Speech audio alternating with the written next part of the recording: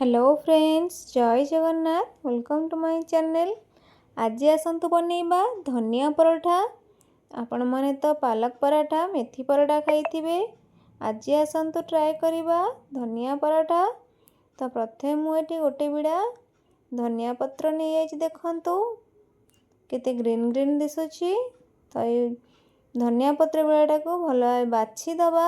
तार जो yellow yellow पत्र गुड़िक थी आउ जहाँ भी खराब पत्र कि जहाँ भी थी ताको भल भाव बाछि दबा। देखंतु ये बछा सरी जाइछि। तो गोटे जगार पानी नहीं ताको भल भाव 2-3 थर भल भाव धोई दबा। देखंतु तापरे एबे धुआ सरी जाइछि। तो गोटे जगार पानी नेबे, पानी अल्प टिके गरम हेले ताको धनिया पत्र दे दबा। धनिया पत्र दे ताको एमती एपट सेपट करदबा, सिझिया पई छाड़ी दबा। देखंतु धनिया पत्र एटी सिझी सिझी आसिलानी।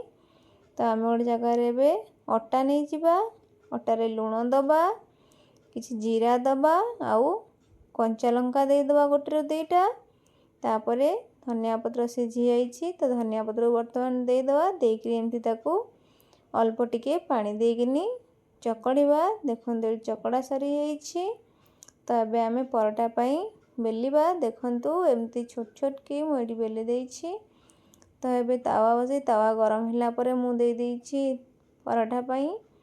देखंतु एटी गोटे पट होला परे ताको उल्टेई तेल दे दबा। देखंतु एटी हे आसलानी परोटा केते सुंदर देखा जाउछि।